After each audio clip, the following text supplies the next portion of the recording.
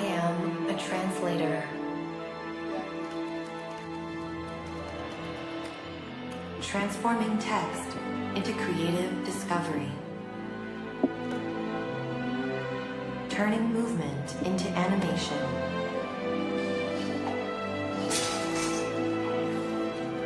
And infusing words with emotion. 台北是一个很棒的主办城市。I am a healer. Exploring the building blocks that make us unique. Discovering new threats before they happen.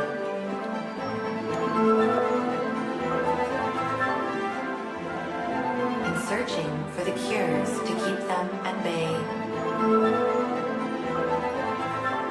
I am a visionary. Creating new medical miracles. And unlocking the secrets of our sun. To keep us safer here on Earth. I am a navigator, finding a single moment in a sea of content. We're announcing the next generation. And the perfect setting for our most amazing stories. I am a creator. Adding new dimensions to creative expression. And reimagining our virtual selves. I am a helper. Personalizing our surroundings. Help me arrange the living room.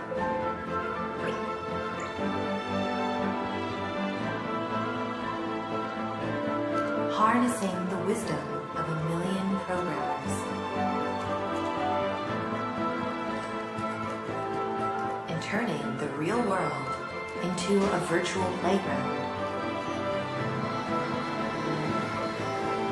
I even helped write the script.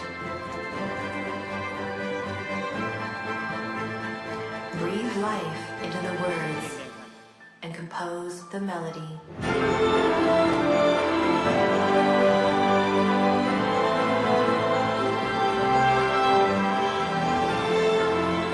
I am AI, brought to life by NVIDIA, deep learning, and brilliant minds everywhere.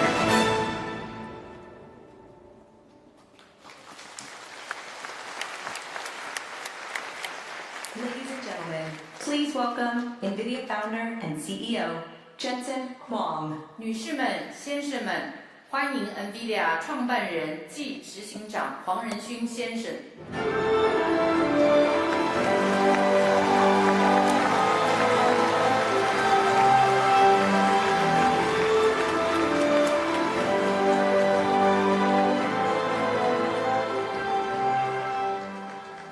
大家好 We're back. Our first live event in almost 4 years. I haven't given a public speech in 4 years. Wish me luck.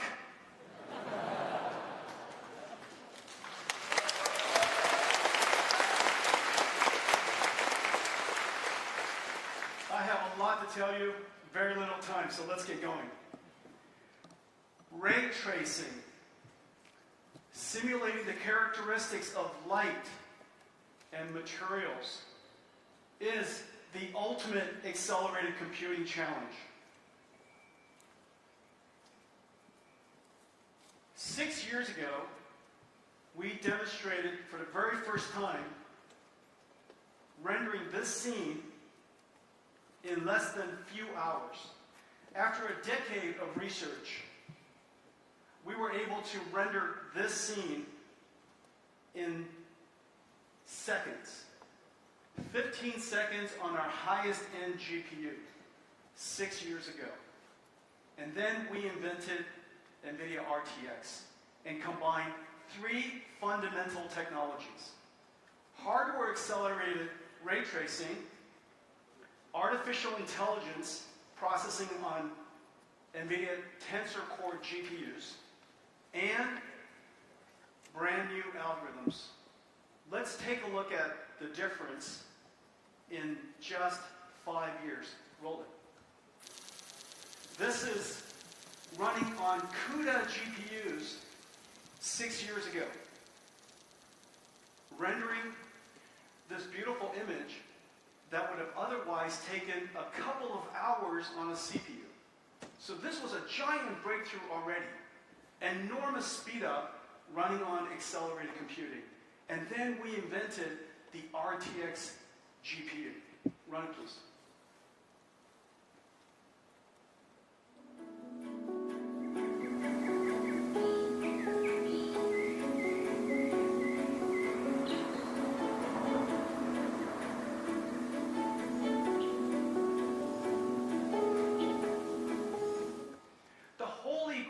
Computer graphics ray tracing is now possible in real time. This is the technology we have put into RTX, and this, after 5 years, is a very important time for us because for the very first time, we took our 3rd generation Ada architecture RTX GPUs and brought it to the mainstream with 2 new products that are now completely in production. Thank you. Thank you. Hey, I got it backwards. Can I have it this way?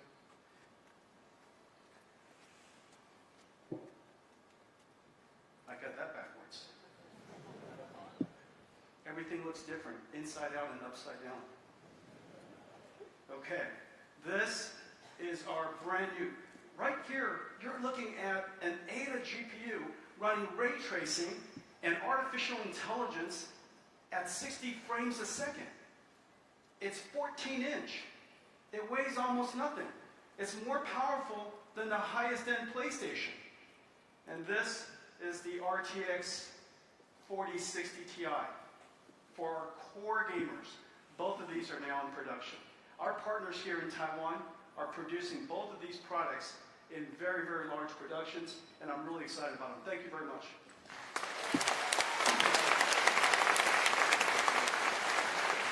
I can almost put this in my pocket.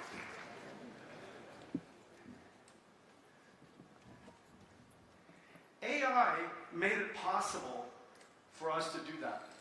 Everything that you saw would have been utterly impossible without AI. For every single pixel we render, we use AI to predict 7 others. For every pixel we compute, AI predicted 7 others. The amount of energy we save, the amount of performance we get is incredible. Now, of course, I showed you the performance on those 2 GPUs, but it wouldn't have been possible if not for the supercomputer back at NVIDIA running all the time, training the model so that we can enhance applications. So the future is what I demonstrated to you just now. You can extrapolate almost everything that I'm going to talk about for the rest of the talk into that simple idea, that there will be a large computer writing software, developing and deploying software that is incredible, that can be deployed in devices all over the world. We use AI to render this scene. We're going to also use AI to bring it alive. Today we're announcing NVIDIA ACE Avatar Cloud Engine that is designed for animating to bringing a digital avatar to life. It has several characteristics, several capabilities: speech recognition, text-to-speech, natural language understanding, basically a large language model, and using the sound that you will be generating with your voice, animate the face. And using the sound and the expression that you're saying, animate your gestures. All of this is completely trained by AI. We have a service that includes pre-trained models that you can come, developers can come and modify and enhance for your own application, for your own story, because every game has a different story. And then you can deploy it in the cloud or deploy it on your device. Has a great back end, has a TensorRT. TensorRT is NVIDIA's deep learning optimizing compiler, and you could deploy it on NVIDIA GPUs as well as output Onyx and industry standard backend so that you can run it on any device. Let's take a look at this scene in just a second, but let me first tell you about it. It is completely rendered with ray tracing. Notice the beautiful lights. So many different lights, and all of the different lights are projecting light from that source. So you have all kinds of direct lights. You have global illumination. You're going to see incredibly beautiful shadows and physics simulation. And notice the character, the beautiful rendering of the character. Everything is done in Unreal Engine 5. We partnered with an avatar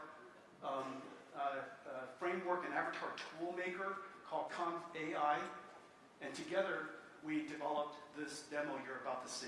Okay, run please.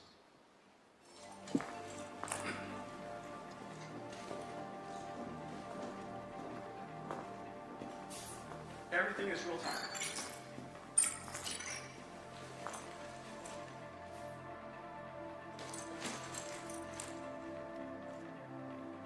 Hey Jen, how are you?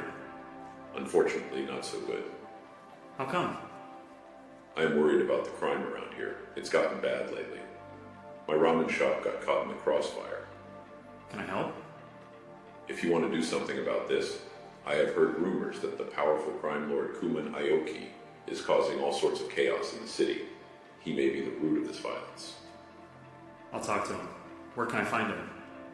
I have heard he hangs out in the underground fight clubs on the city's east side. Try there. Okay, I'll go. Be careful, guy. None of that conversation was scripted. We gave that AI, this Jin AI character, a backstory. His story about his ramen shop and the story of this game. And all you have to do is go up and talk to this character. And because this character has been infused with artificial intelligence and large language models, it can interact with you, understand your meaning, and interact with you in a really reasonable way. All of the facial animation completely done by the AI. We have made it possible for all kinds of characters to be generated. They're all domain, they have their own domain knowledge. You can customize it, so everybody's game's different. And look how wonderfully beautiful they are and natural they are. This is the future of video games. Not only will AI contribute to the rendering and the synthesis of the environment, AI will also animate the characters. AI will be a very big part of the future of video games. The most important computer of our generation is unquestionably the IBM System 360. This computer revolutionized several things. The first computer in history to introduce the concept of a central processing unit, the CPU, virtual memory, expandable I/O, multitasking, the ability to scale this computer for different applications across different computing ranges. And one of the most important contributions, and one of its greatest insights, is the importance of preserving software investment. The software ran across the entire range of computers, and it ran across multiple generations. So that the software you develop, IBM recognized the importance of software, recognized the importance of preserving your investment, and very importantly, recognized the importance of installed base. This computer revolutionized not only computing, and many of us grew up reading the manuals of this computer to understand how computer architecture worked, to even learn about DNA for the very first time. This computer not only revolutionized computing, it revolutionized the thinking of the computer industry. System 360 and the programming model of System 360 has largely retained until today. 60 years. In 60 years, $1 trillion worth of the world's data center all basically used a computing model that was innovated all the way 60 years ago until now. There are two fundamental transitions happening in the computer industry today. All of you are deep within it and you feel it. There are two fundamental trends. The first trend is because CPU scaling has ended. The ability to get 10 times more performance every 5 years has ended. The ability to get 10 times more performance every 5 years at the same cost is the reason why computers are so fast today.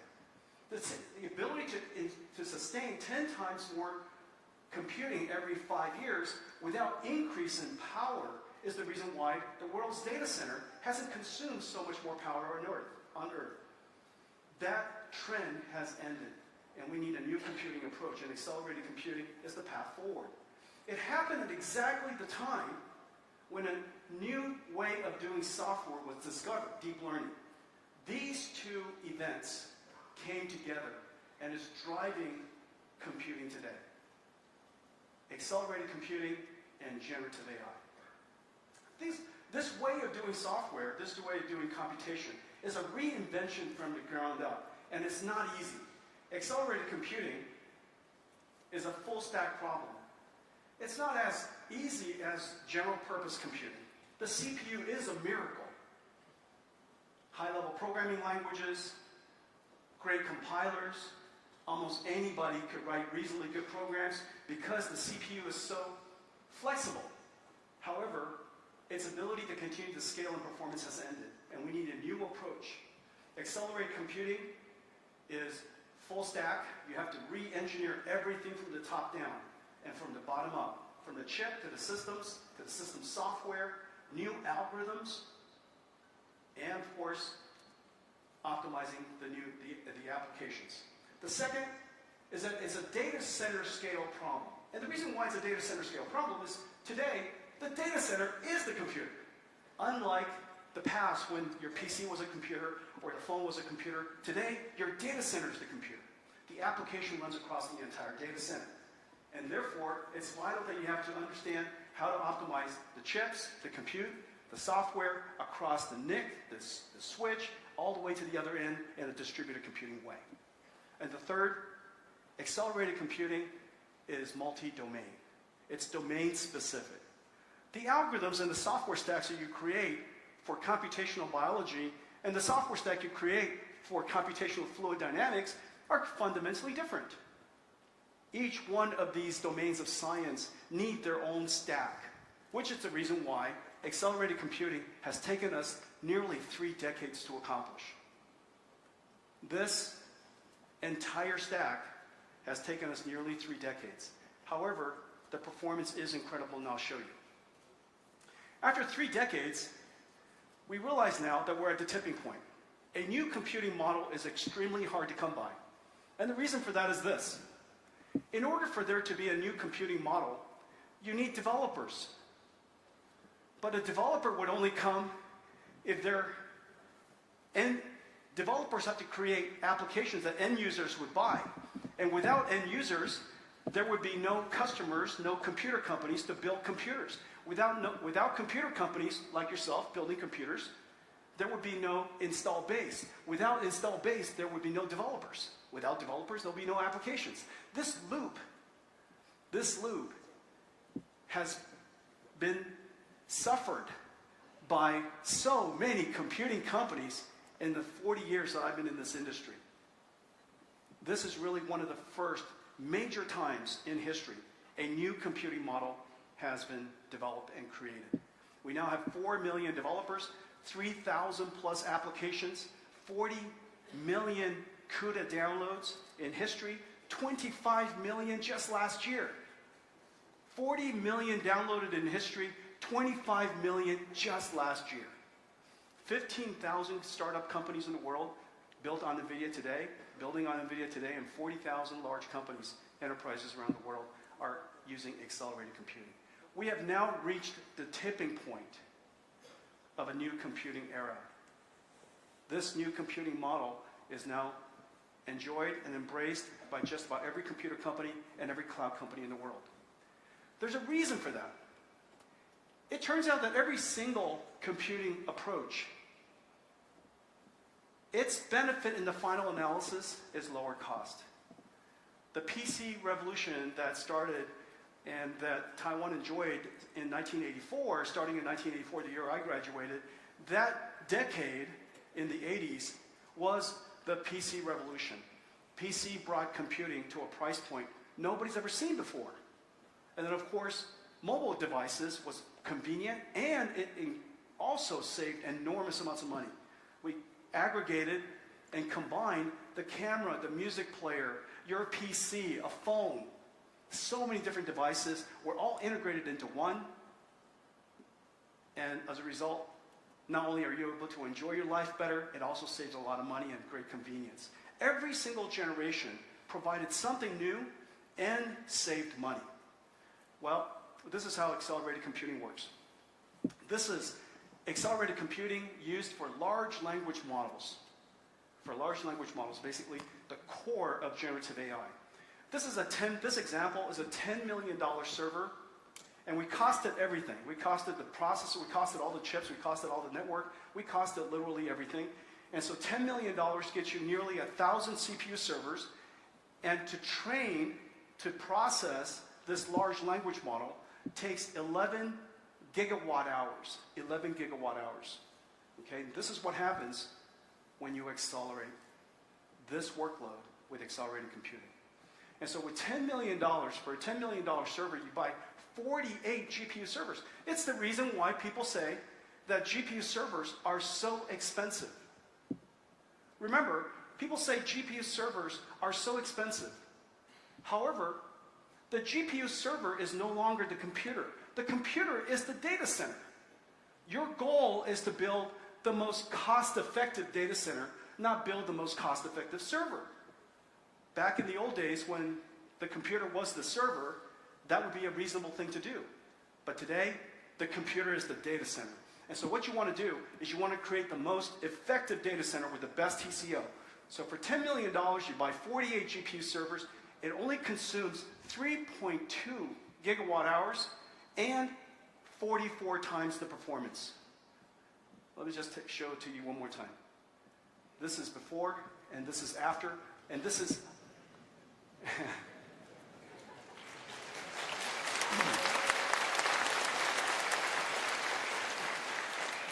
We want dense computers, not big ones. We want dense computers, fast computers, not big ones. And so that's ISO budget. Let me show you something else. Okay, so this is $10 million again, 960 CPU servers. Now this time we're going to be ISO power. We're going to keep this number the same. We're going to keep this number the same. Okay? So this number is the same amount of power. This means your data center is power limited. In fact, most data centers today are power limited. And so with being power limited, using accelerated computing, you can get 150 times more performance with 3 times more cost. But why is that such a great deal? The reason for that is because it's very expensive and time consuming to find another data center. Almost everybody is power limited today. Almost everybody is scrambling to break new ground to get more data centers. And so if you are power limited, or if your customers are power limited, then what they can do is invest more into that data center, which has 11 gigawatts, and you can get a lot more throughput. Continue to drive your growth. Here's another example. This is my favorite. If your goal is to get the work done, you don't care how. Your goal is to get the work done, you don't care how. And this is the work you want to get done. ISO work. Okay? This is ISO work. All right, look at this.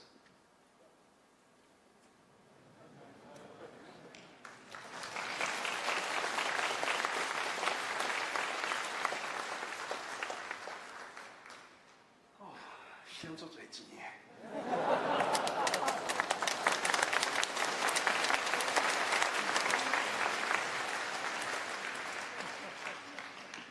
People love that, right? Nice to see you, Carol. Nice to see you, Spencer. Okay, so let's do that one more time. It's so delightful. Look at this. No. Okay, look at this. Look at this. Before, after. The more you buy, the more you save. That's right. The more you buy, the more you save. The more you buy, the more you save. That's NVIDIA. You don't have to understand the strategy. You don't have to understand the technology. The more you buy, the more you save. That's the only thing you have to understand. Data center. Now, why is it? You've heard me talk about this for so many years. In fact, every single time you saw me, I've been talking to you about accelerated computing. I've been talking about accelerated computing, well, for a long time, well over 2 decades. And now, why is it that finally it's the tipping point? Because the data center equation is very complicated. This equation is very complicated. This is the cost of building a data center. The data center TCO is a function of, and this is the part where everybody mess up. It's a function of the chips, of course, no question. It's a function of the systems, of course, no question. But it's also, because there's so many different use cases, it's a function of the diversity of systems that can be created. It is the reason why Taiwan is at the bedrock, at the foundation of the computer industry. Without Taiwan, why would there be so many different configurations of computers? Big, small, powerful, cheap, enterprise, hyperscale, supercomputing. So many different types of configurations. 1U, 2U, 4U. Right? And all completely compatible. The ability for the hardware ecosystem of Taiwan to have created so many different versions that are software compatible, incredible. The throughput of the computer, of course, is very important. It depends on the chip. But it also depends, as you know, the algorithm, because without the algorithm libraries, accelerated computing does nothing. It just sits there. And so you need the algorithm software libraries. It's a data center scale problem, so networking matters. If networking matters, distributed computing is all about software. Again, system software matters. And before long, in order for you to present your system to your customers, you have to ultimately have a lot of applications that run on top of it. The software ecosystem matters. Well, the utilization of a data center is one of the most important criteria of its TCO. Just like a hotel. If the hotel is wonderful, but it's mostly empty, the cost is incredible. And so you need the utilization to be high. In order for the utilization to be high, you have to have many different applications. So the richness of the applications matter. Again, the algorithm and libraries, and now the software ecosystem. You purchase a computer, but these computers are incredibly hard to deploy. From the moment that you buy the computer to the time that you put that computer to work to start making money, that difference can be weeks, if you're very good at it, incredibly good at it. We can stand up a supercomputer in a matter of a couple of weeks because we build so many all around the world, hundreds around the world. But if you're not very good at it, it could take a year. That difference, depriving yourself the year of making money and the year of depreciation, incredible cost. Life cycle optimization. Because the data center is software defined, there are so many engineers that will continue to refine and continue to optimize the software stack. Because NVIDIA's software stack is architecturally compatible across all of our generations, across all of our GPUs. Every time we optimize something, it benefits everybody. Every time we optimize something, it benefits everybody. So life cycle optimization, and of course, finally, the energy that you use, power. But this equation is incredibly complicated. Well, because we have now addressed so many different domains of science, so many industries, and in data processing, in deep learning, classical machine learning, so many different ways for us to deploy software, from the cloud to enterprise to supercomputing to the edge, so many different configurations of GPUs, from our HGX versions to our Omniverse versions to our cloud GPU and graphics versions, so many different versions. Now, the utilization is incredibly high. The utilization of NVIDIA GPU is so high, almost every single cloud is overextended. Almost every single data center is overextended. There are so many different applications using it. So we have now reached the tipping point of accelerated computing. We have now reached the tipping point of generative AI. And I want to thank all of you for your support and all of your assistance and partnership in making this dream happen. Thank you.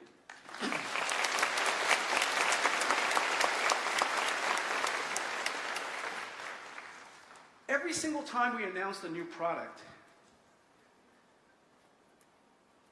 the demand for every single generation increased and increased and increased. And then, one generation, it hockey steps. We stick with it, we stick with it, we stick with it. Kepler, and then Volta, and then Pascal, and then Volta, and then Ampere. And now, this generation of accelerated computing, the demand is literally from every corner of the world. And we are so excited to be in full volume production of the H100. I want to thank all of you for your support. This is incredible. H100 is in full production, manufactured by companies all over Taiwan, used in clouds everywhere, enterprises everywhere. And let's take a look at a short video of how H100 is produced.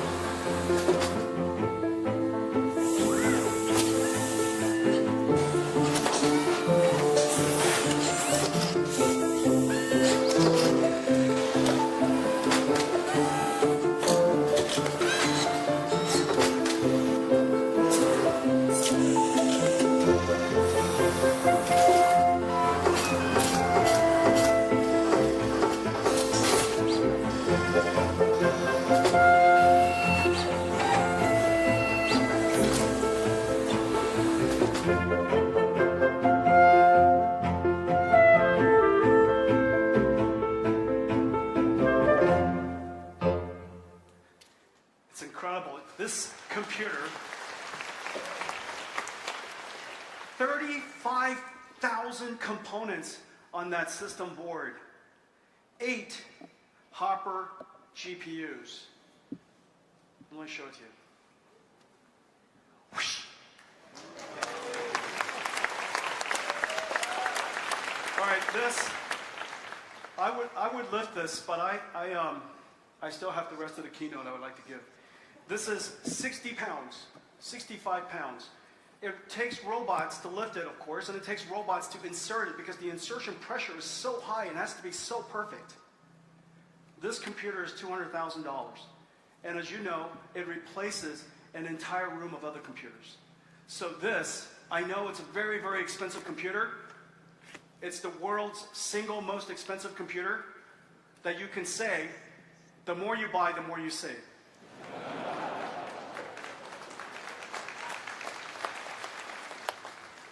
This is what a compute tray looks like. Even this is incredibly heavy. See that?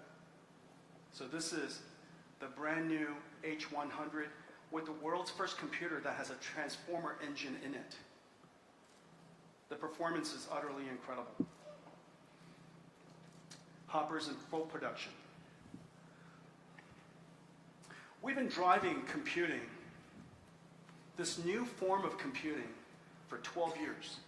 When we first met the deep learning researchers, we were fortunate to realize that not only was deep learning going to be a fantastic algorithm for many applications, initially computer vision and speech, but it would also be a whole new way of doing software.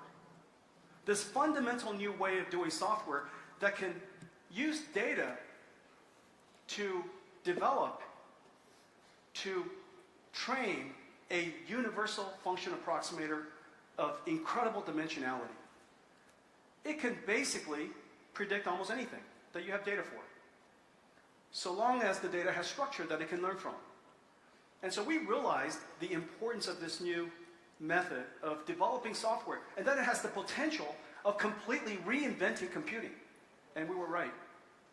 12 years later, we have reinvented literally everything. We reinvented our core. We started by creating a new type of library. It's essentially like a sequel, except for deep learning, for neural network processing. It's like a rendering engine, a solver for neural network processing called cuDNN. We reinvented the GPU. People thought that GPUs would just be GPUs. They were completely wrong. We dedicated ourselves to reinventing the GPU so that it's incredibly good at tensor processing. We created a new type of packaging called SXM and worked with TSMC on CoWoS so that we could stack multiple chips on the same die. NVLink so that we could connect these SXM modules together with high-speed chip-to-chip interconnect. Almost a decade ago, we built the world's first chip-to-chip SerDes so that we can expand the memory size of GPUs using SXMs and NVLink. And we created a new type of motherboard we call HGX that I just showed you. No computers has ever been this heavy before or consumed this much current. Every aspect of a data center had to be reinvented. We also invented a new type of computer appliance so that we could develop software on it, so that third-party developers could develop software on it, with a simple appliance we call DGX. Basically, a giant GPU computer, DGX. We also purchased Mellanox, which is one of the great strategic decisions of our company, because we realized that in the future, if the data center is the computer, then the networking is the nervous system. If the data center is the computer, then the networking defines the data center. That was an incredibly good acquisition. And since then, we've done so many things together, and I'm going to show you some really, really amazing work today. And then, of course, an operating system, if you have a nervous system, a distributed computer, it needs to have an operating system. And the operating system of this distributed computer we call Magnum IO, some of our most important work. And then all of the algorithms and engines that sit on top of these computers, we call NVIDIA AI.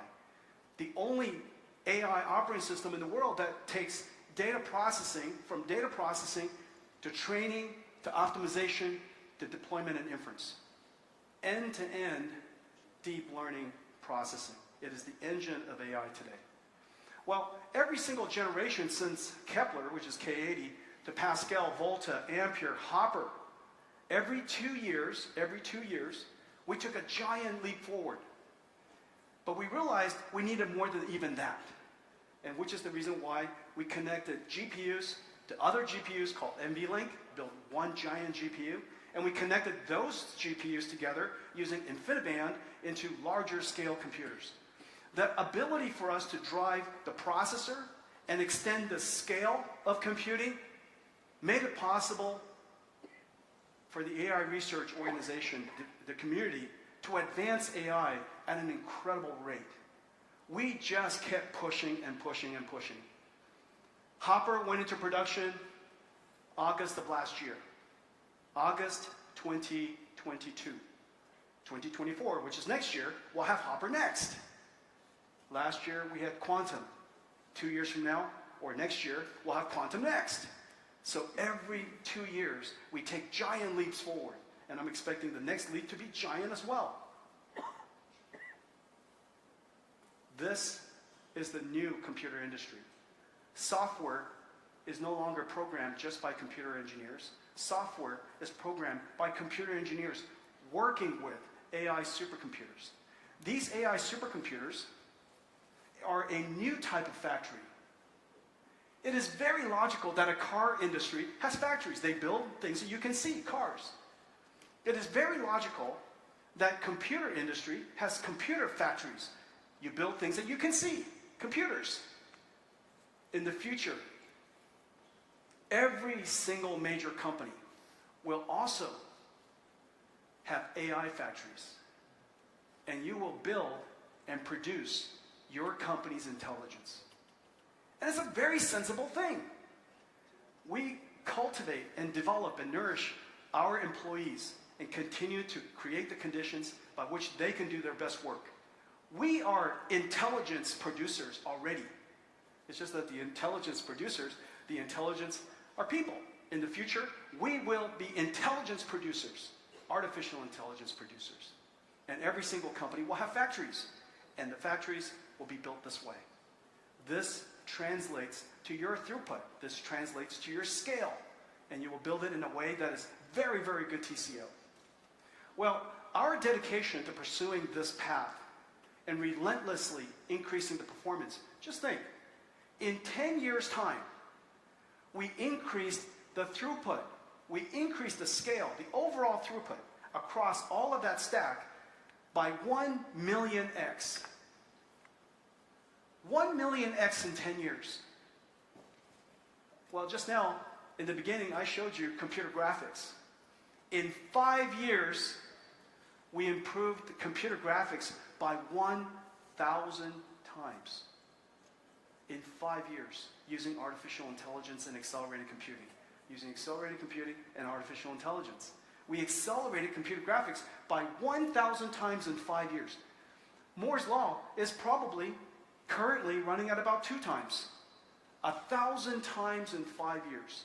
1,000 times in 5 years is 1 million times in 10. We're doing the same thing in artificial intelligence. Now, the question is, what can you do when your computer is 1 million times faster? What would you do if your computer was 1 million times faster?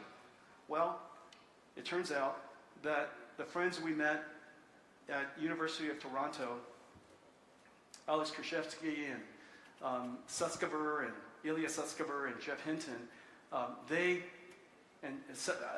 Sutskever, of course, was the founder of OpenAI, and he discovered the continuous scaling of artificial intelligence and deep learning networks and came up with the ChatGPT breakthrough. Well, in its general form, this is what has happened. The transformer engine, and the ability to use unsupervised learning, be able to learn from a giant amount of data and recognize patterns and relationships across a large sequence. And using transformers to predict the next word, large language models were created. And the breakthrough, of course, is very, very, very clear. And I'm sure that everybody here has already tried ChatGPT. But the important thing is this.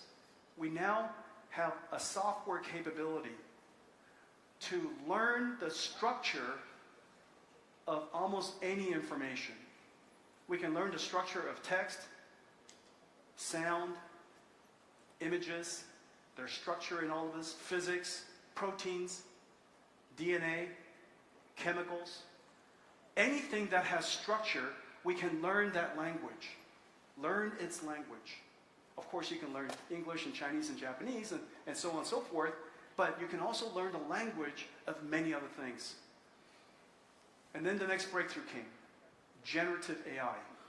Once you can learn the language of certain information, then with control and guidance from another source of information that we call prompts, we can now guide the AI to generate information of all kinds. We can generate text to text, text to image, but the important thing is this: information transformed to other information is now possible.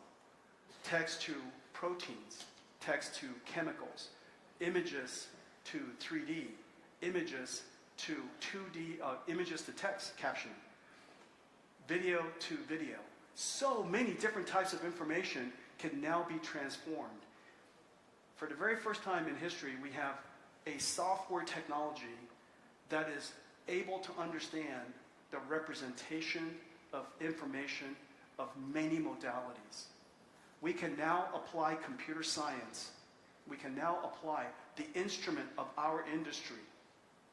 We can now apply the instrument of our industry to so many different fields that were impossible before. This is the reason why everybody is so excited. Now let's take a look at some of these. Let's take a look at what it can do. Here's a prompt, and this prompt says, "Hi Computex." So this is, we type in the word, "Hi Computex, I'm here to tell you how wonderful stinky tofu is. You can enjoy it right here in Taiwan. It's best from the night market. I was just there the other night." Okay, play.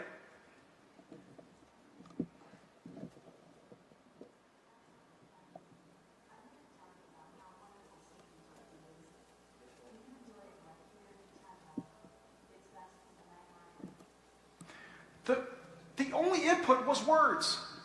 The output was that video. And Paul, Tom, was the audio not very loud? It was kind of hard for me to tell from here. Are you guys with me? Hi, am I alone? 你大家回家了。我代志要被做了诶。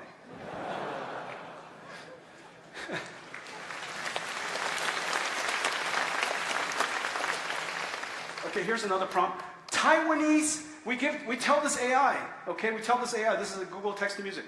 Traditional Taiwanese music, peaceful, like it's warm and raining in a lush forest at daybreak.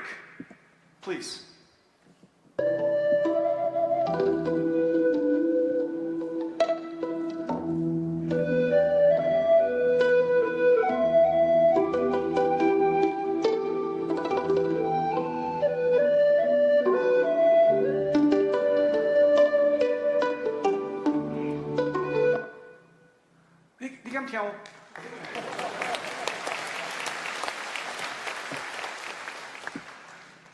We send text in. AI says, okay, this music. Okay, here, this one. I am here at Computex.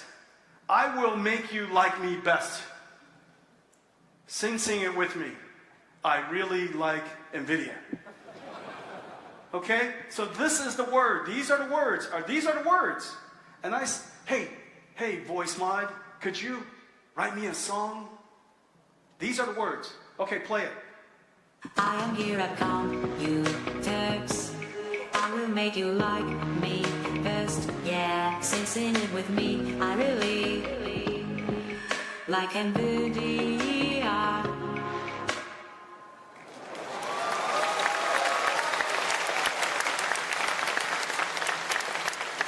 Can you do that? I couldn't do any of that. That is so good. Okay, 大家, you know karaoke, right?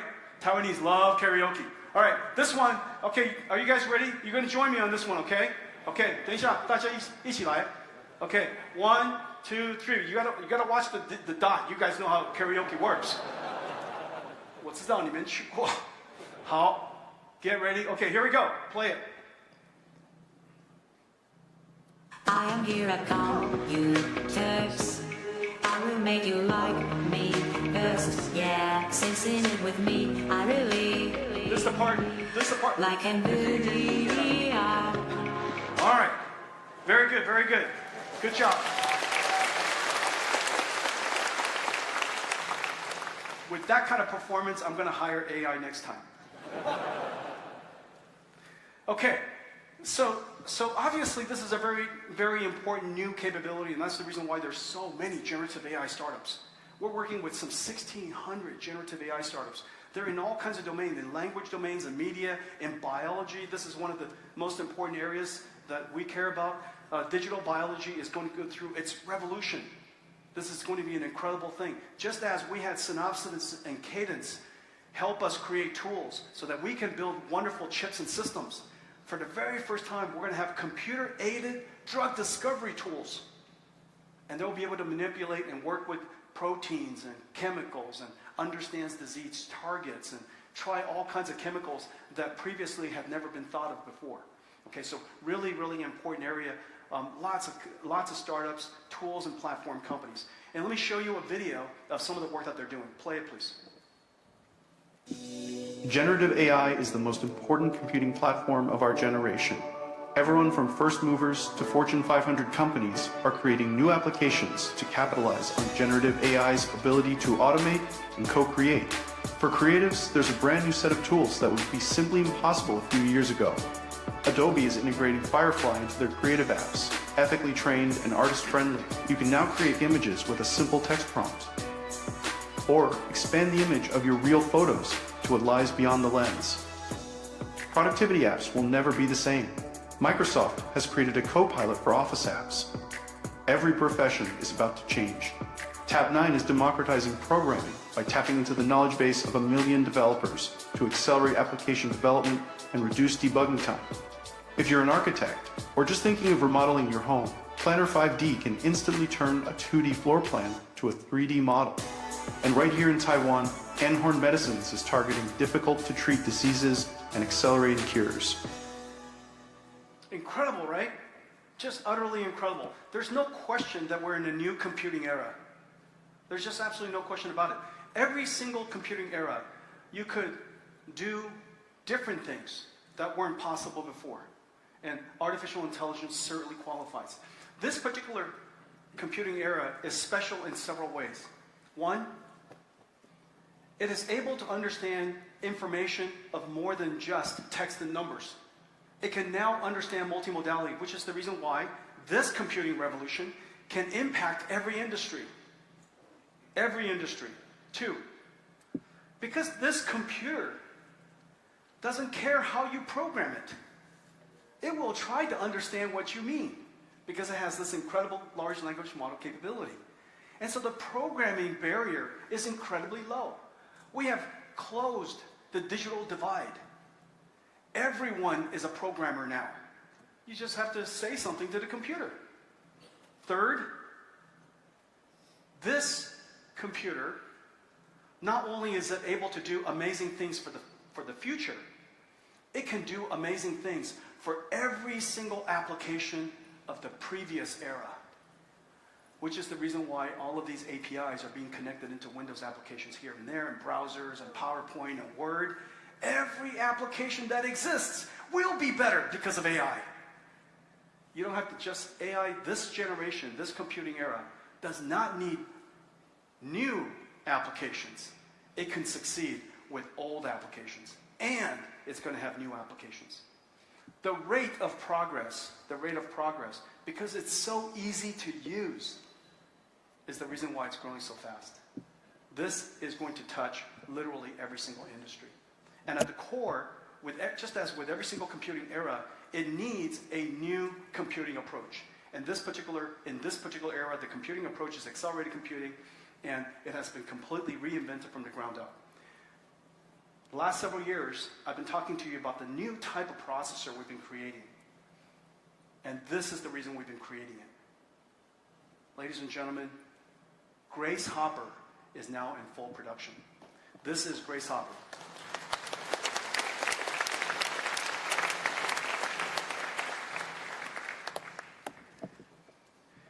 Nearly 200 billion transistors in this computer. Oh, 等一下，谢谢。哇，蛮重的。Look at this. This is Grace Hopper. This processor is really quite amazing. There are several characteristics about it. This is the world's first accelerated computing processor that also has a giant memory. It has almost 600 gigabytes of memory that's coherent between the CPU and the GPU. And so the GPU can reference the memory, the CPU can reference the memory, and any unnecessary copying back and forth could be avoided. The amazing amount of high-speed memory lets the GPU work on very, very large data sets. This is a computer. This is not a chip. Practically the entire computer's on here. This uses low-power DDR memory, just like your cell phone, except this has been optimized and designed for high-resilience data center applications. Incredible levels of performance. This took us several years to build, and I'm so excited about it, and I'll show you some of the things that we're going to do with it. Janine, thank you. 谢谢. You're supposed to say, Nani. Mike. 不要客气. Okay, so 4 petaflops transformer engine, 72 CPU cores. They're connected together by a high-speed chip-to-chip link, 900 gigabytes per second. And so the local memory, 96 gigabytes of HBM3 memory, is augmented by LPDDR memory across this link, across a very, very large and high-speed cache. So this computer is like none other the world's ever seen. Now, let me show you some of this performance. So I'm comparing here on 3 different applications. And this is a very important application. If you've never heard of it, be sure to look into it. It's called vector database. Vector database is a database that has tokenized, that has vectorized the data that you're trying to store. And so it understands the relationships of all of the data inside its storage. This is incredibly important for knowledge augmentation of the large language models to avoid hallucination. The second is deep learning recommender systems. This is how we get news and music and all the text that you see on your devices. Recommend, of course, music and goods and all kinds of things. Recommender system is the engine of the digital economy. This is probably the single most valuable piece of software that any of the companies in the world runs. This is the world's first AI factory. There will be other AI factories in the future, but this is really the first one. And the last one is large language model inference. 65 gigabytes. 65 gigabytes is a 65 billion parameters is a fairly large language model. And you can see that on a CPU it's just not possible. The CPU is simply not possible. With Grace Hopper, with Hopper on an x86, it's faster, but notice it's memory limited. You could, of course, take this 400 gigabytes and cut it up into a whole bunch of small pieces, shard it, and distribute it across more GPUs, But in the case of Grace Hopper, Janine, 再给我一次. Oh, Janine doesn't speak Chinese. 不要紧，拍谁? Okay. Grace Hopper has more memory on this one module than all of these. Does that make sense? And so as a result, you don't have to break the data into so many pieces. Of course, the amount of computation of this is higher, but this is so much easier to use. And if you want to scale out large language models, if you want to scale out vector databases, if you want to scale out deep learning recommender systems, this is the way to do it. This is so easy to use. Plug this into your data center, and you can scale out AI. Okay? So this is the reason why we built Grace Hopper. The other application that I'm super excited about is the foundation of our own company. NVIDIA is a big customer of Cadence. We use all of their tools. And all of their tools run on CPUs. And the reason why they run on CPUs is because NVIDIA's data sets are very large. And the algorithms are refined over very long periods of time. And so most of the algorithms are very CPU-centric. We've been accelerating some of these algorithms with Cadence for some time. But now with Grace Hopper, and we've only been working on it for a couple of days and weeks, the performance speed up, I can't wait to show it to you, is insane.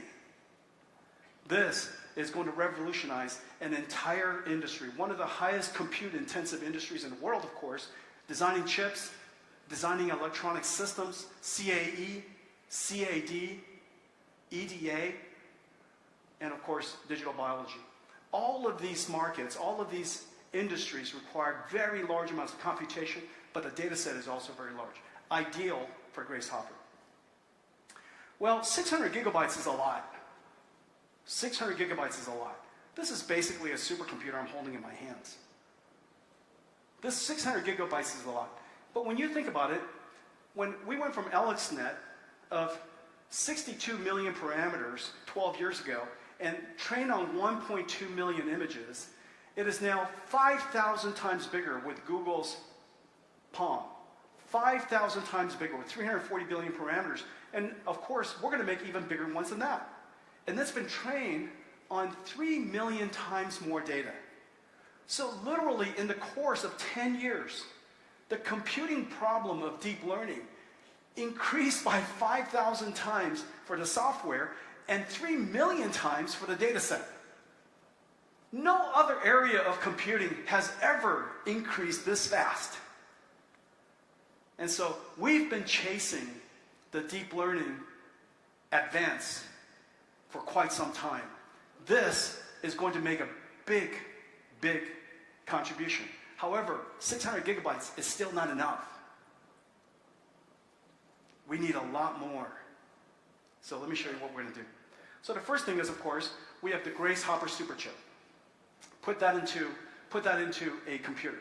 The second thing that we're going to do is we're going to connect 8 of these together using NVLink. This is an NVLink switch. So 8 of this connect into 3 switch trays into 8 Grace Hopper pod.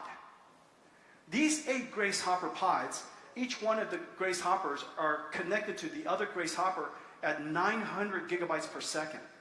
600 gigabytes, 900 megabytes per second, 8 of them connected together as a pod, and then we connect 32 of them together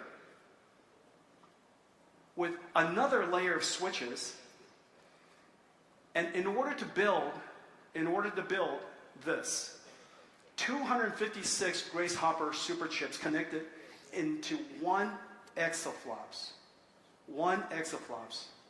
You know that countries and nations have been working on exaflops computing and just recently achieved it. 256 Grace Hoppers for deep learning is 1 exaflop transformer engine, and it gives us 144 terabytes of memory that every GPU can see. This is not 144 terabytes distributed. This is 144 terabytes connected. Why don't we take a look at what it really looks like? Play, please.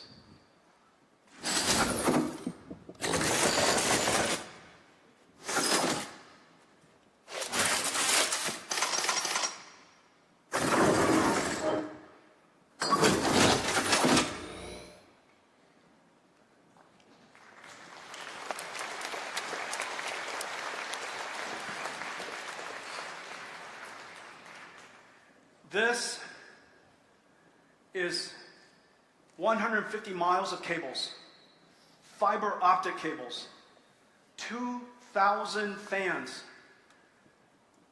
70,000 cubic feet per minute. It probably recycles the air in this entire room in a couple of minutes. 40,000 pounds. 4 elephants. 1 GPU.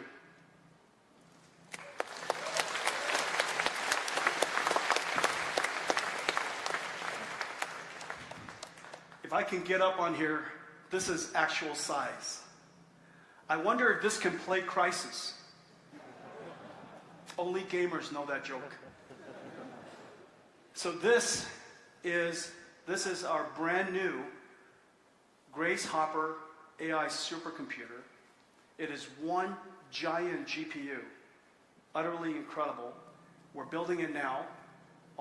Every component is in production, and we're so excited that Google Cloud, Meta, and Microsoft will be the first companies in the world to have access, and they will be doing exploratory research on the pioneering front, the boundaries of artificial intelligence with us.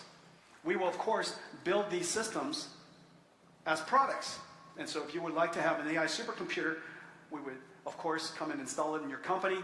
We also share the blueprints of this supercomputer with all of our cloud suppliers, so that our cloud partners, so that they can integrate it into their networks and into their infrastructure. And we will also build it inside our company for us to do research ourselves and do development. So this is the DGX GH200. It is 1 giant GPU. Okay?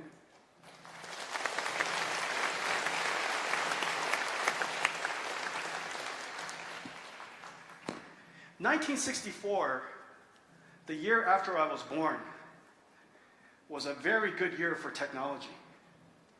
IBM, of course, launched the System 360. And AT&T demonstrated to the world the first picture phone. Encoded, compressed, streamed over copper telephone wires, and twisted pair, and on the other end, decoded. Picture phone, little tiny screen, black and white. To this day, this very experience is largely the same. Of course, at much, much higher volumes. For all of the reasons we all know well, video calls is now one of the most important things we do. Everybody does it. About 65% of the internet's traffic is now video. And yet, the way it's done is fundamentally still the same. Compress it on the device, stream it, and decompress it on the other end. Nothing changed in 60 years. We treat communications like it goes down a dumb pipe. The question is, what would happen if we applied generative AI to that? We have now created a computer. I showed you, Grace Hopper. It could be deployed broadly all over the world, easily. And as a result, every data center, every server will have generative AI capability. What would happen if instead of decompression, streaming, and recovering, decompression, what if the cloud performed generative AI capability to it? Let's take a look. The future of wireless and video communications will be 3D, generated by AI. Let's take a look at how NVIDIA Maxine 3D, running on the NVIDIA Grace Hopper Superchip, can enable 3D video conferencing on any device without specialized software or hardware. Starting with a standard 2D camera sensor that's in most cell phones, laptops, and webcams, and tapping into the processing power of Grace Hopper, Maxine 3D converts these 2D videos to 3D using cloud services. This brings a new dimension to video conferencing with Maxine 3D visualization, creating an enhanced sense of depth and presence. You can dynamically adjust the camera to see every angle in motion. Engage with others more directly with enhanced eye contact. And personalize your experience with animated avatars, stylizing them with simple text prompts. With Maxine's language capabilities, your avatar can speak in other languages, even ones you don't know. NVIDIA 正在使用生成式 AI 来发明新的交流方式。NVIDIA は生成系 AI を用いてコミュニケーション技術に革命をもたらします。NVIDIA Maxine 3D, together with Grace Hopper, bring immersive 3D video conferencing to anyone with a mobile device, revolutionizing the way we connect, communicate, and collaborate. 为什么他说我不会讲国语？我要不单位。Okay, so all of the words coming out of my mouth, of course, was generated by AI. So instead of compression, stream, and decompression, in the future, communications will be perceive, stream, and reconstruction, regeneration. And it can be generated in all kinds of different ways. It can be generated in 3D. Of course, it can regenerate your language in another language. So we now have a universal translator.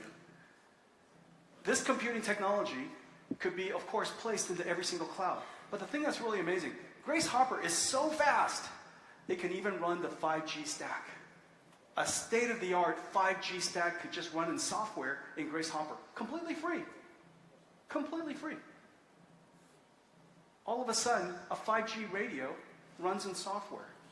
Just like a video codec used to run in software. Now you can run a 5G stack in software. Of course, the layer 1 PHY layer, the layer 2 MAC layer, and the 5G core, all of that computation is quite intensive, and it has to be timing precise, which is the reason why we have BlueField 3 in the computer, so that kind of precision timing networking. But the entire stack can now run in a Grace Hopper. Basically, what's happening here, this computer that you're seeing here, allows us to bring generative AI into every single data center in the world today.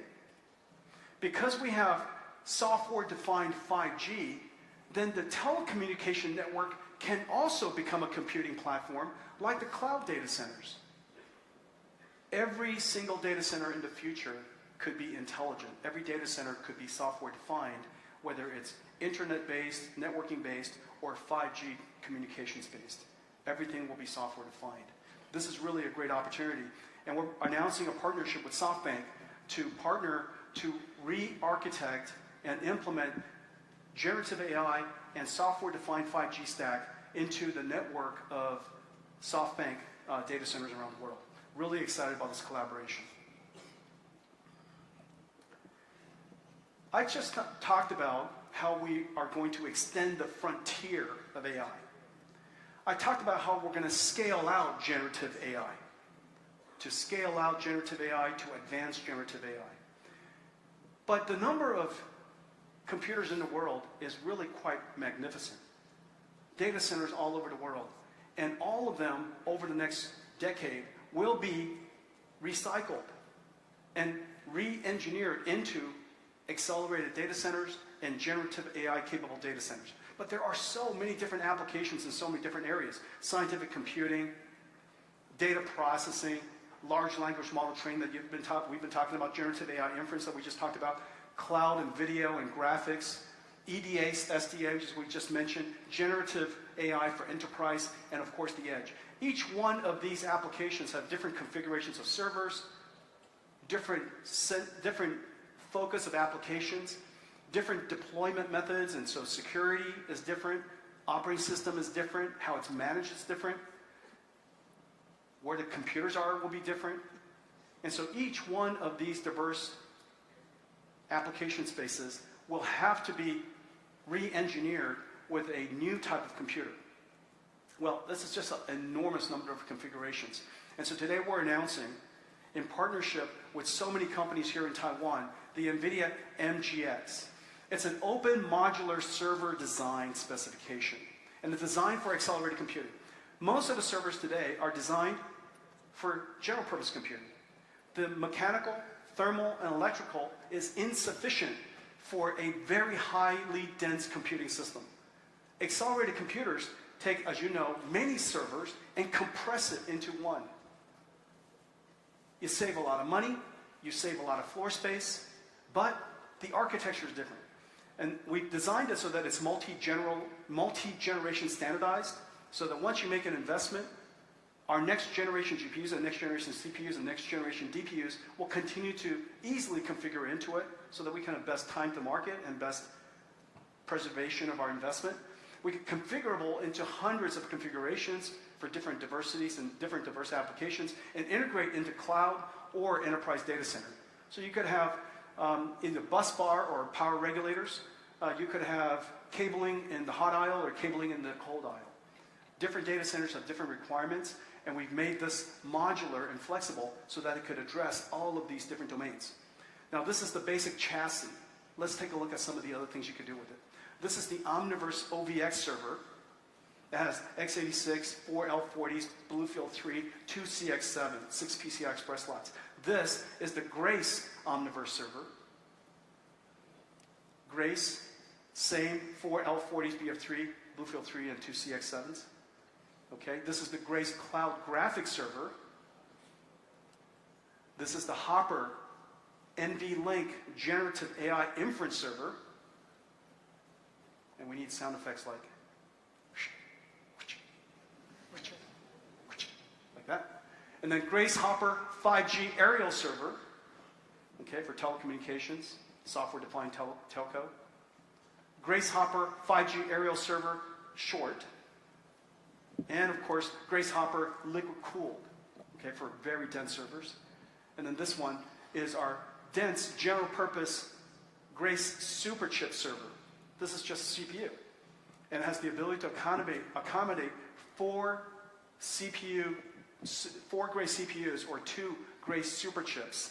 Enormous amounts of performance. And if your data center is power limited, this CPU has incredible capabilities. In a power-limited environment, running PageRank, and there's all kinds of benchmarks you can run, but we ran PageRank. In ISO performance, Grace only consumes 580 watts for the whole server, versus the latest generation CPU servers, x86 servers, 1,090 watts. it's basically half the power at the same performance. Or another way of saying, at the same power, if your data center is power constrained, you get twice the performance. Most data centers today are power limited. And so this is really a terrific capability. There are all kinds of different servers that are being made here in Taiwan. Let me show you one of them. This is from Supermicro. Get my exercise in today. Whoosh. I am the sound effect. All right, so this is a Supermicro server. You've got BlueFlu 3, you've got a CX7, you've got the Grace Hopper. Okay? But there are so many systems. There are so many systems. So this is Grace Hopper, this is Supermicro. There's so many systems. Let me show you some of them. And all of our partners, I'm so grateful.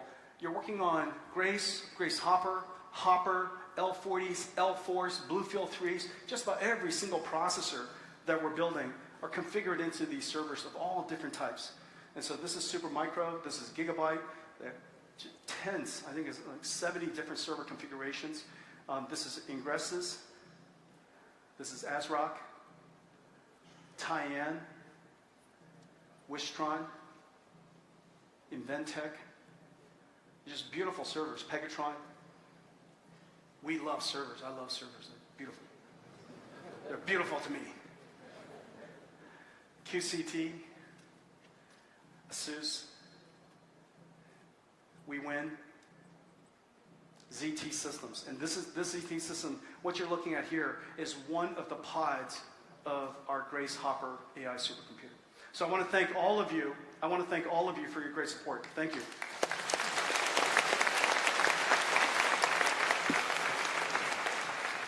We're going to expand AI into a new territory. If you look at the world's data centers, the data center is now the computer. And the network defines what that data center does.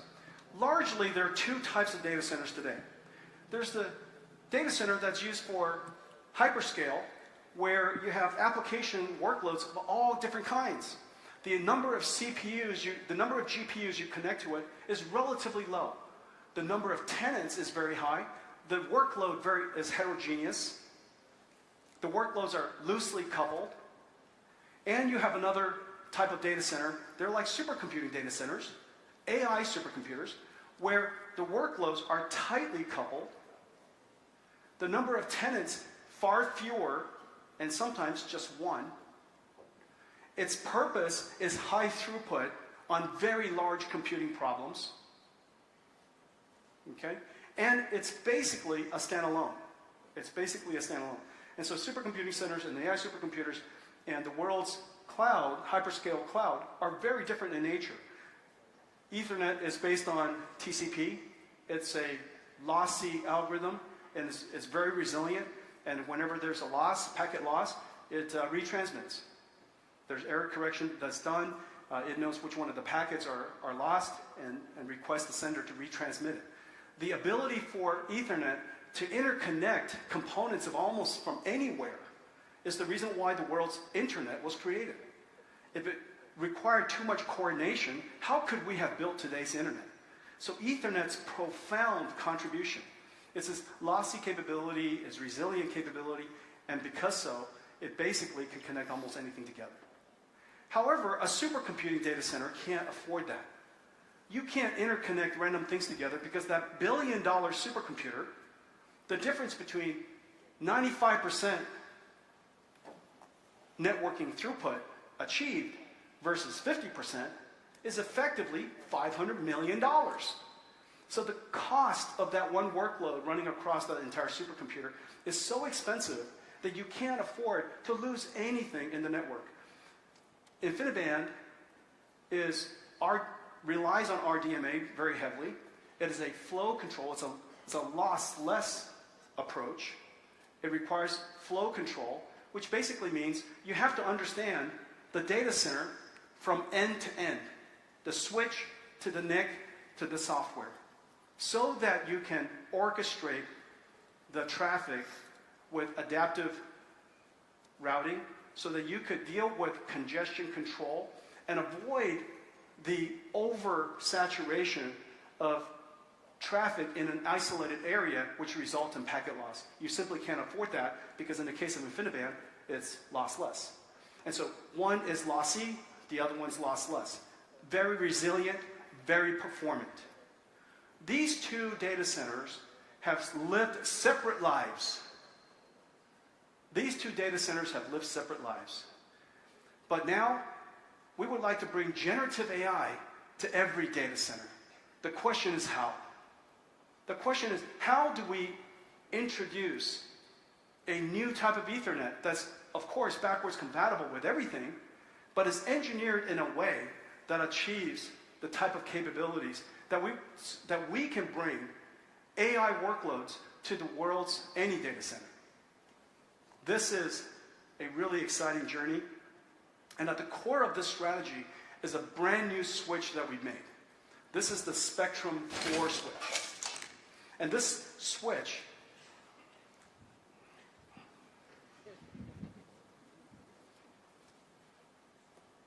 everything I'm showing today are very heavy. Whoosh, like that.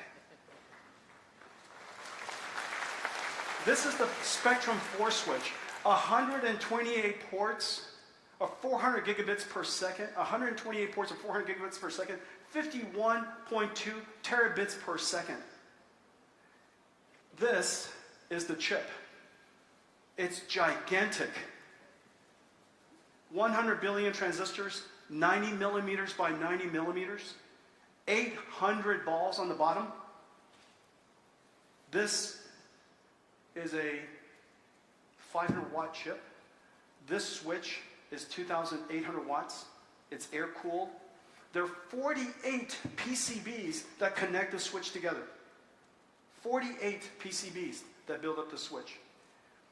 And this switch is designed to, like Punky out. Oh.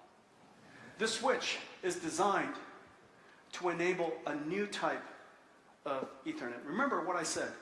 InfiniBand is fundamentally different in the sense that we build InfiniBand from end to end so that we could do adaptive routing, so that we could do congestion control, so that we could isolate performance, so we could keep noisy neighbors apart, so that we could do in-fabric computing. All of these capabilities are simply not possible in a lossless approach of the internet and, of course, of Ethernet. And so the way that we do InfiniBand is design it from end to end. This is the way supercomputers are built. This is the way AI supercomputers are built. And we are going to do the same thing now for the very first time for Ethernet. We've been waiting for the critical part, and the critical part is the Spectrum 4 switch. The entire system consists of several things. So our new Ethernet system for AI, is this. The Spectrum 4 switch and the Bluefield 3 Smart NIC or DPU. This Bluefield 3 is 400 gigabits per second NIC. It connects directly to the Spectrum 4 switch in combination of four things: the switch, the Bluefield 3, the cablings that connect them together, which are super important, and the software that runs it all together represents the Spectrum 4. This is what it takes to build a high-performance network, and we're going to take this capability to the world's CSPs. The reception has been incredible, and the reason for that is, of course, every CSP, every data center would like to turn every single data center into a generative AI data center. There are some people that they deploy Ethernet throughout their company, and they have a lot of users for that data center. The ability to have the capabilities of InfiniBand and isolating it within their data center is very difficult to do. And so for the very first time, we're bringing the capabilities of high-performance computing into the Ethernet market. And we're going to bring to the Ethernet market several things. First, adaptive routing. Adaptive routing basically says, based on the traffic that is going through your data center, depending on which one of the ports of that switch is over congested, it will tell Bluefield 3 and it will send it to another port. Bluefield 3 on the other end would reassemble it and present the data to the CPU, present the data to the computer, to the GPU, without any CPU intervention, all completely in RDMA. Number one, adaptive routing. Second, congestion control. Congestion control, it is possible for certain different ports to become heavily congested, in which case the telemetry of the switch, each switch will see how the network is performing and communicate to the senders, please don't send any more data right away because you're congesting the network. That congestion control requires basically an overriding system, which includes software, the switch, working with all of the endpoints to overall manage the congestion or the traffic and the throughput of the data center. Now, it's really important to realize that in a high-performance computing application, every single GPU must finish their job so that the application can move on. In many cases where you do all reductions, you have to wait until the results of every single one. So if one node takes too long, everybody gets held back. This capability is going to increase Ethernet's overall performance dramatically. So, Spectrum X, really excited to roll this out. The world's applications, the world's enterprise has yet to enjoy generative AI. So far, we've been working with CSPs.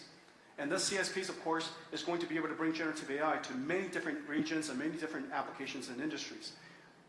The big journey is still ahead of us.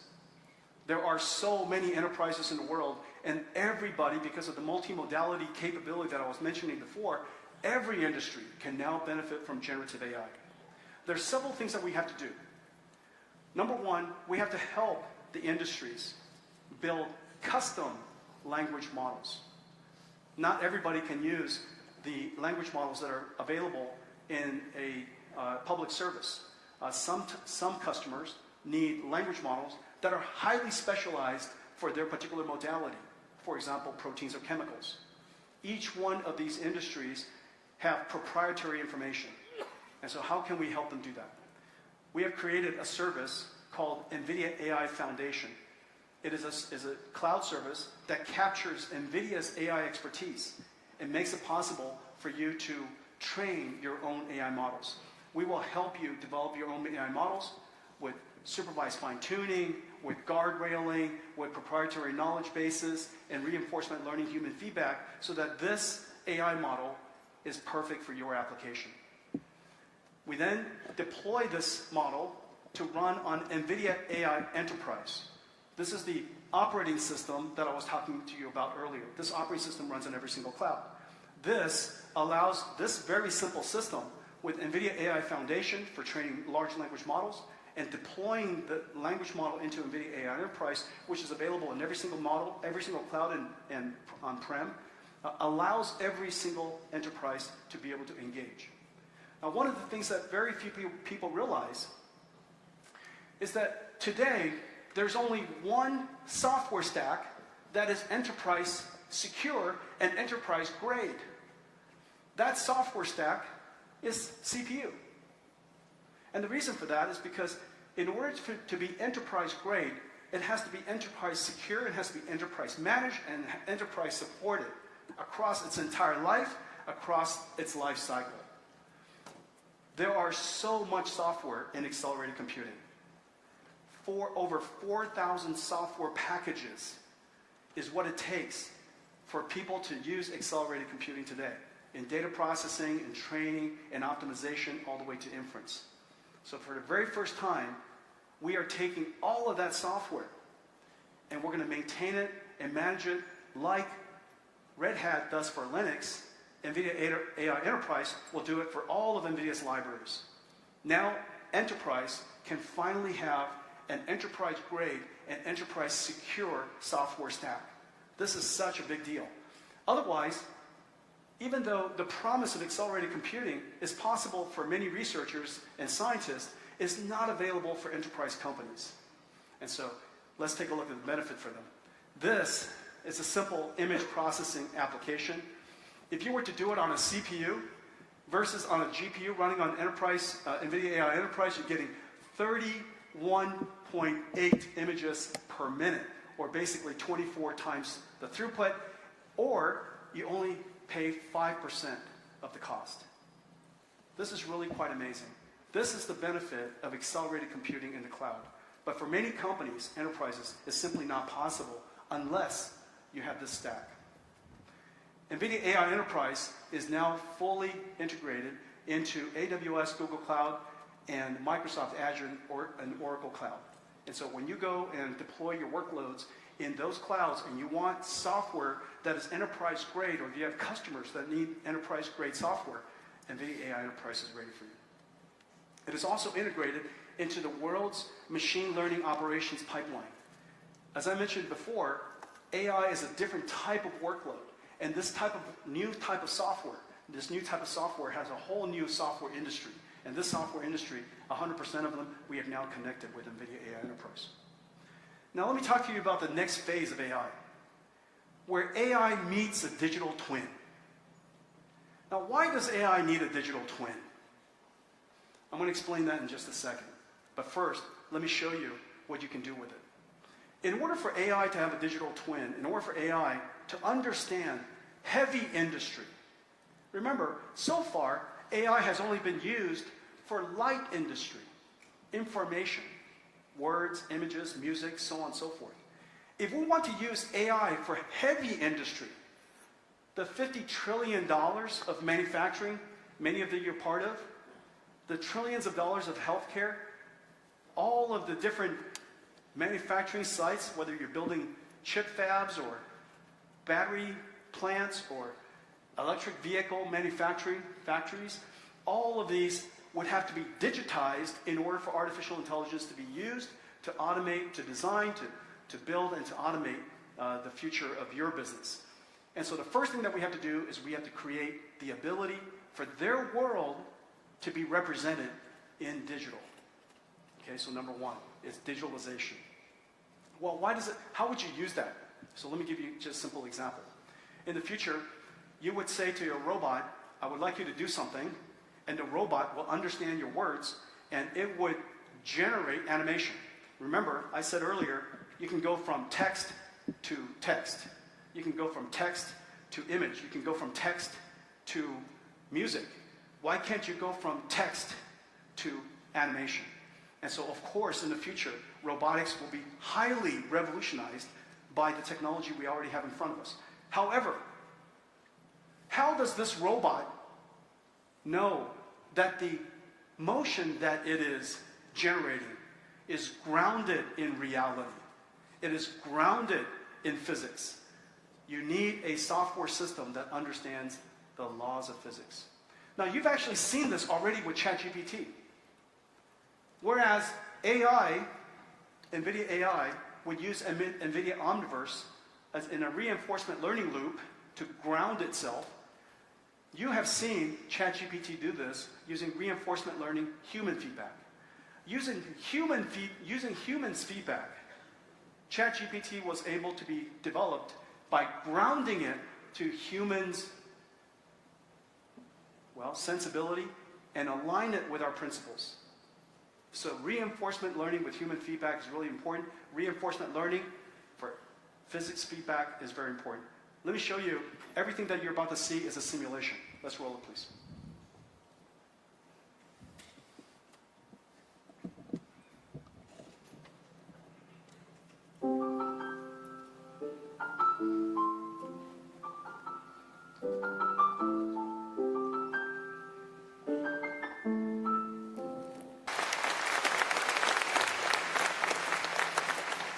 In the last 25 years, I come to Taiwan, you sell me things.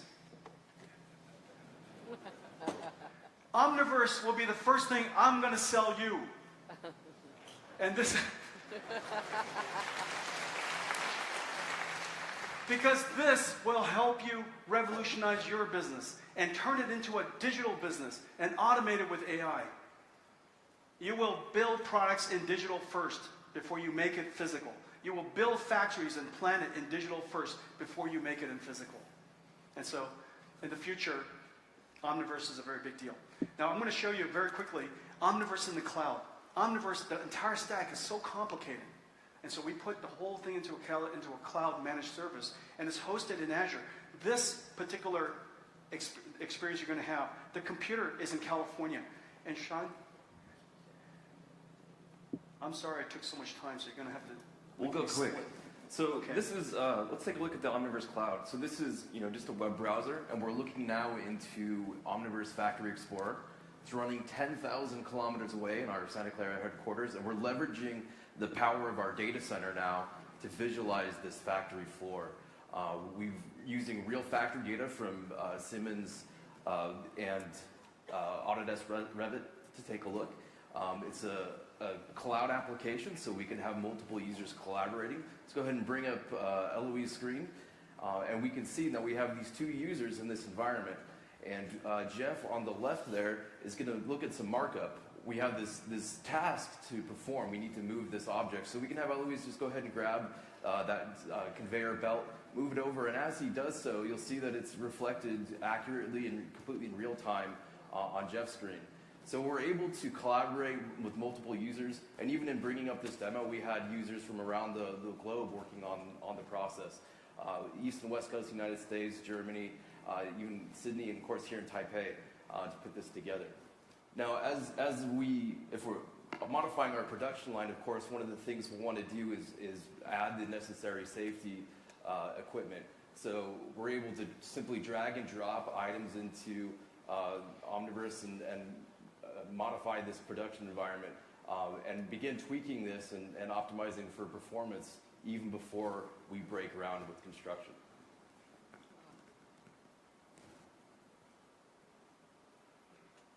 That is so cool. This is in California, 6,264 miles away, or something like that. 34 milliseconds by speed of light one way. And it's completely interactive. Everything is ray traced. No art is necessary. You bring everything, the entire CAD into Omniverse, open up a browser, bring your data in, bring your factory in. No art is necessary. The lighting just does what the lighting does. Physics does what the physics does. If you want to turn off physics, you can. If you want to turn on physics, you can. And multiple users, as many as you like, can enter the Omniverse at the same time and work together. One unified source of data across your entire company. You could virtually build, you could virtually design and build and operate your factory before you break ground and not make the mistake which usually in the beginning of the integration creates a lot of change orders, which costs a lot of money. Thank you very much, Sean. Good job.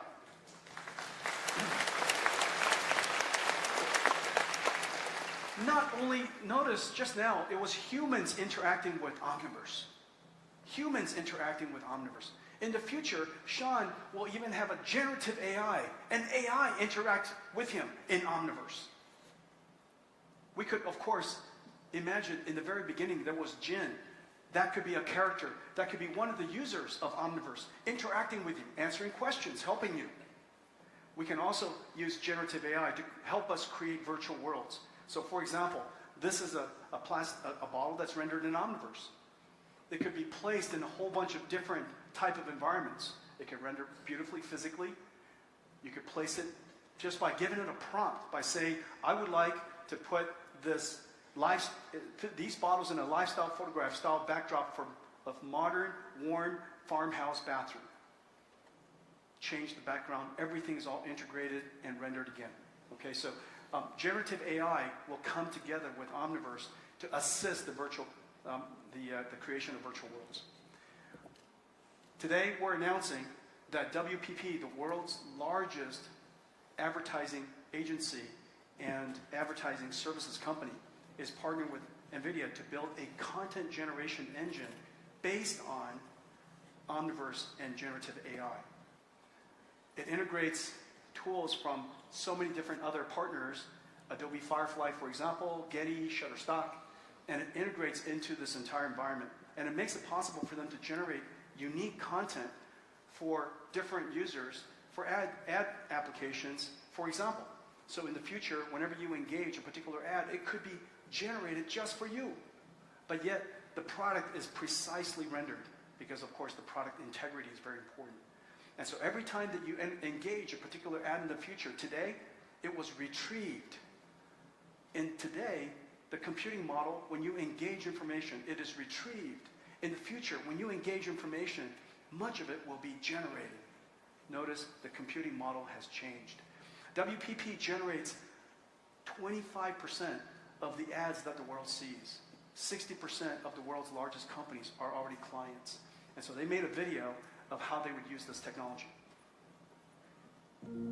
The world's industries are racing to realize the benefits of AI.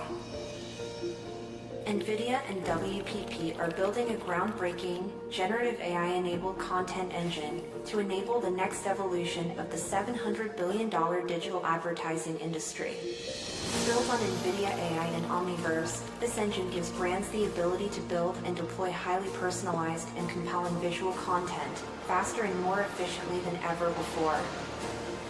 The process starts by building a physically accurate digital twin of a product using Omniverse Cloud, which connects product design data from industry-standard tools. Then, WPP artists create customized and diverse virtual sets using a combination of digitized environments and generative AI tools by organizations such as Getty Images and Adobe, trained on fully licensed data using NVIDIA Picasso.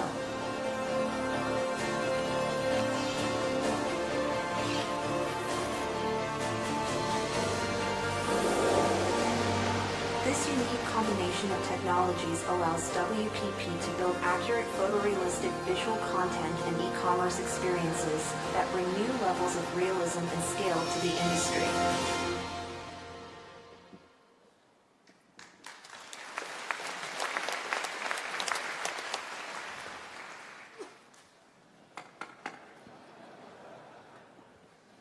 Quick here.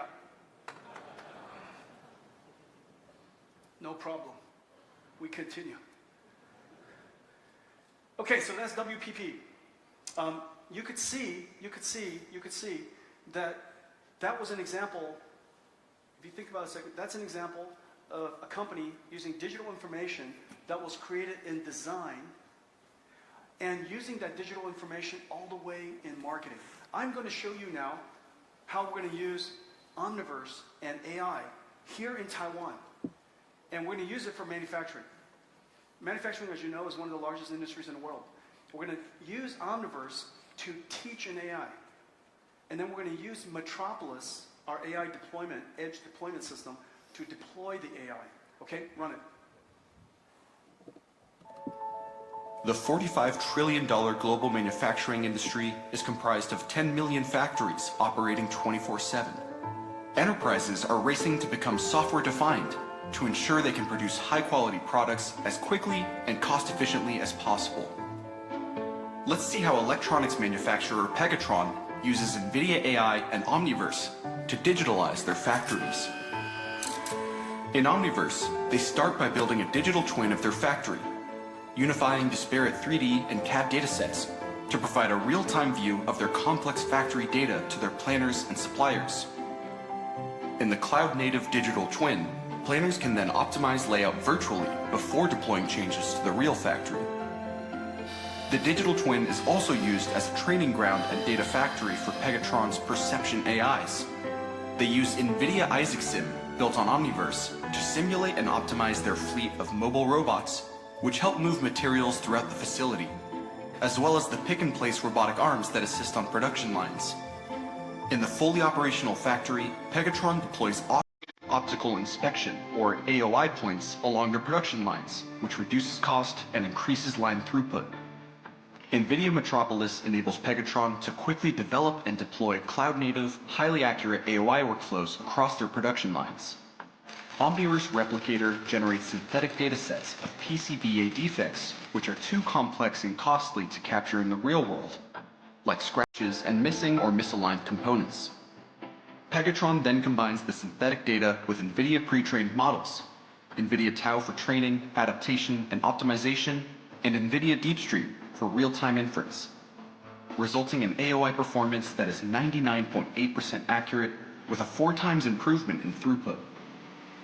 With software-defined factories built on NVIDIA AI and Omniverse, manufacturers can super accelerate factory bring-up and minimize change orders, continuously optimize operations, maximize production line throughput, all while reducing costs.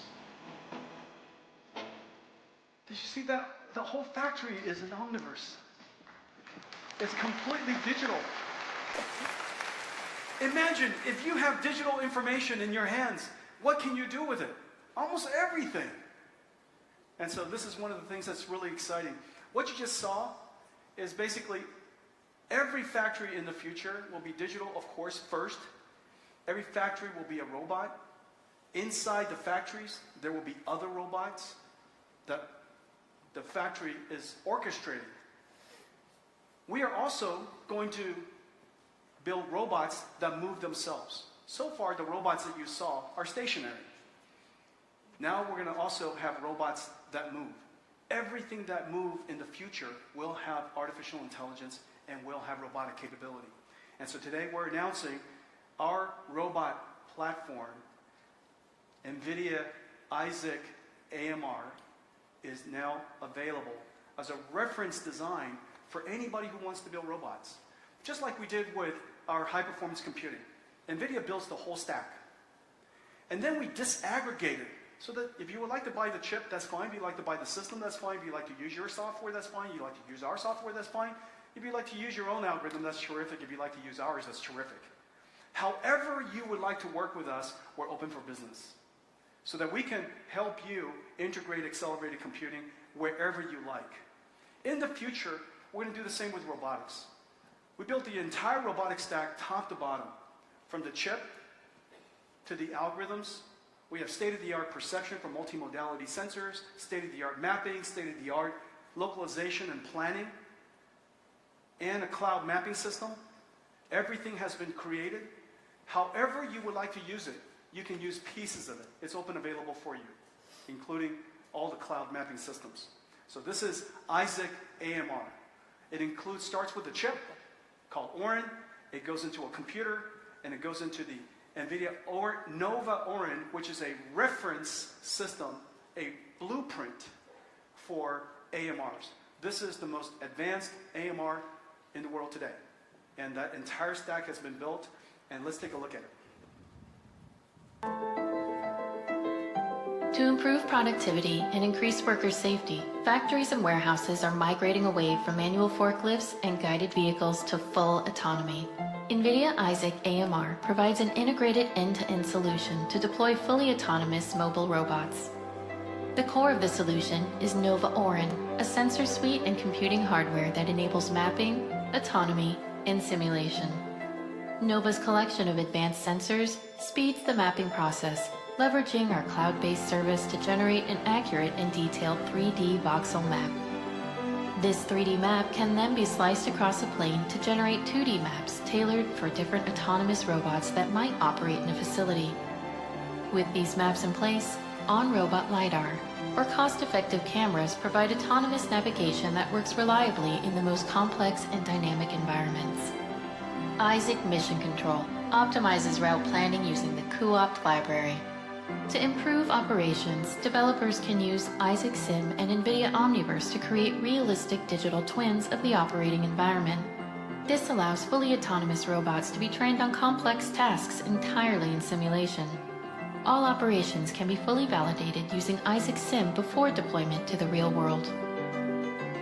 Isaac AMR accelerates your migration to full autonomy, reducing costs and speeding deployment of the next generation of AMRs. Nova cannot tell that it is not in the reality environment. Nova thinks it is in the real environment. It cannot tell. And the reason for that is because all the sensors work, physics work, it can navigate, it can localize itself. Everything is physically based. So therefore we could design,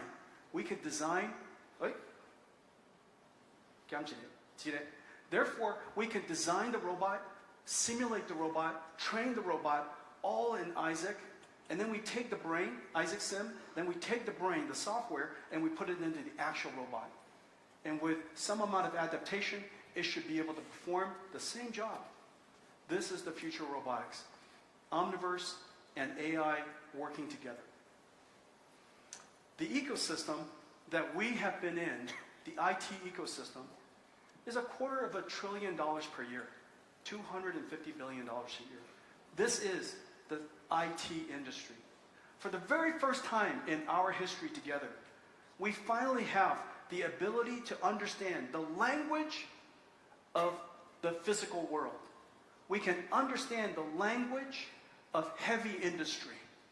And we have a software tool, we have a software system called Omniverse that allows us to simulate, to develop, to build and operate our physical plants, our physical robots, our physical assets as if they were digitally. The excitement in the hard industries, the heavy industries, has been incredible. We have been connecting Omniverse all over the world with tools companies, robotics companies, sensor companies, all kinds of industries. There are 3 industries right now as we speak that's putting enormous investments into the world. Number 1, of course, is chip industry. Number 2, electric battery industry. Number 3, electric vehicle industry. Trillions of dollars will be invested in the next several years. Trillions of dollars will be invested in the next several years. And they would all like to do it better. And they would like to do it in a modern way.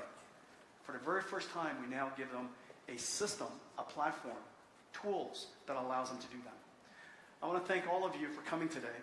I talked about many things. It's been a long time since I've seen you, so I had so much to tell you. It was too much.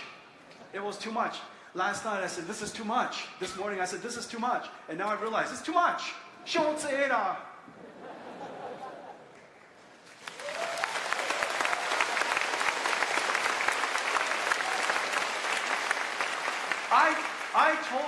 I told you several things. I told you that we are going through 2 simultaneous computing industry transition. Accelerated computing and generative AI. 2, this form of computing is not like the traditional general purpose computing. It is full stack. It is data center scale because the data center is the computer. And it is domain specific. For every domain that you want to go into, every industry you go into, you need to have the software stack. And if you have the software stack, then the utility, the utilization of your machine, the utilization of your computer will be high. So number 2, it is full stack, data center scale, and domain specific. We are in full production of the engine of generative AI, and that is HGX H100. Meanwhile, this engine that's going to be used for AI factories will be scaled out using Grace Hopper, the engine that we created for the era of generative AI. We also took Grace Hopper and realized that we can extend, on the one hand, the performance, but we also have to extend the fabric so that we can make larger models trainable. And we took Grace Hopper, connected to 256 node NVLink, and created the largest GPU in the world, DGX GH200. We're trying to extend generative AI and accelerated computing in several different directions at the same time. Number 1, we would like to, of course, extend it in the cloud so that every cloud data center can be an AI data center. Not just AI factories and hyperscale, but every hyperscale data center can now be a generative AI data center. And the way we do that is the Spectrum X. It takes 4 components to make Spectrum X possible. The switch, the Bluefield 3 NIC, the interconnects themselves, the cables are so important in high-speed communications, and the software stack that goes on top of it. We would like to extend generative AI to the world's enterprise. And there are so many different configurations of servers, and the way we're doing that with partnership with our Taiwanese ecosystem, the NGX Modular Accelerated Computing Systems. We put NVIDIA in the cloud so that every enterprise in the world can engage us to create generative AI models and deploy it in a secure way, in an enterprise-grade, enterprise-secure way in every single cloud. And lastly, we would like to extend AI to the world's heavy industries, the largest industries in the world. So far, our industry that all of us have been part of, has been a small part of the world's total industry. For the very first time, the work that we're doing can engage every single industry. And we do that by automating factories, automating robots, and today we even announced our first robotics full reference stack, the Nova Orin. I want to thank all of you for your partnership over the years. Thank you.